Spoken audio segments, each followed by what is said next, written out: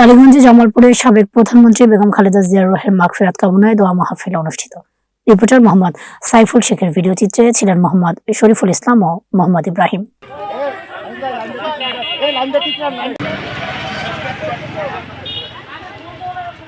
গাজীপুর জেলার কালীগঞ্জ উপজেলার জামালপুর ইউনিয়নে জামালপুর ৬ নং ওয়ার্ডের ১ নং সরকারি প্রাথমিক বিদ্যালয়ের মাঠে রবিবার ১১ জানুয়ারি ২০২৬ ইংরেজি তারিখে বাংলাদেশ জাতীয়তাবাদী দল বিএনপি ও এর অঙ্গ সহযোগী সংগঠনের উদ্যোগে দেশের প্রথম নারী প্রধানমন্ত্রী ও ৩ বারের নির্বাচিত সরকার প্রধানের সাবেক প্রধানমন্ত্রী বেগম খালেদা জিয়ার রুহের মাগফিরাত কামনায় দোয়া মাহফিল অনুষ্ঠিত হয়েছে।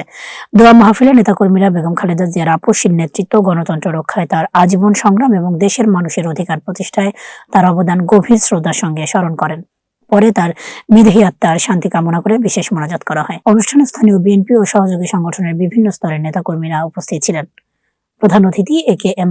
ফজলুল হক মিলনের সাবেক এমপি, গাজীপুর ৫। বিশেষ অতিথি আমাদের মনের অবস্থা খুব ভালো না, আপনাদের মনের অবস্থা ভালো না। তাই মানুষ অনেকে মনে করেছিল যে বেগম খালেদা জিয়া কেবল বাংলাদেশ জাতীয়তাবাদী দলেরই চেয়ারপারসন, সাবেক প্রধানমন্ত্রী ৩ বারের।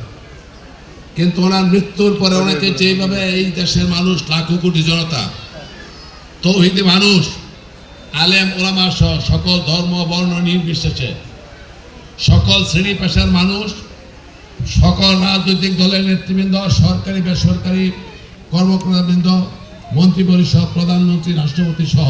বিশেষ অতিথি খালিকুজ্জামান বাবলু, সাধারণ সম্পাদক, কালীগঞ্জ উপজেলা। মিলাদ মাহফিল, দোয়া মাহফিল, শ্রদ্ধেয় নেত্রী, আমাদের প্রিয় নেত্রী, ওনার সম্বন্ধে স্মৃতিচারণ করে বক্তব্য রাখবেন আমাদের প্রিয় নেতা। আমি এই ইউনিয়ন বিএনপির সকল নেতৃবৃন্দ এবং এখানে উপস্থিত যারা রয়েছেন সকলকে ধন্যবাদ জানিয়ে আমি আমার কথা শেষ করছি। সভাপতি হারুনার রশিদ দেওয়ান, সভাপতি জামালপুর ইউনিয়ন বিএনপি, সঞ্চালনায় ইকবাল হোসেন সরকার, সাধারণ সম্পাদক জামালপুর ইউনিয়ন বিএনপি, বিশেষ অতিথিবৃন্দ জহিরুল ইসলাম মোড়ল, সিনিয়র সহ সভাপতি জামালপুর ইউনিয়ন বিএনপি, মহিলা নেত্রী, মানবাধিকার কর্মী ও সাংবাদিক মুর্শিদা বেগম সহ জামালপুর ইউনিয়ন বিএনপি অঙ্গ সংগঠনের নেতৃবৃন্দ।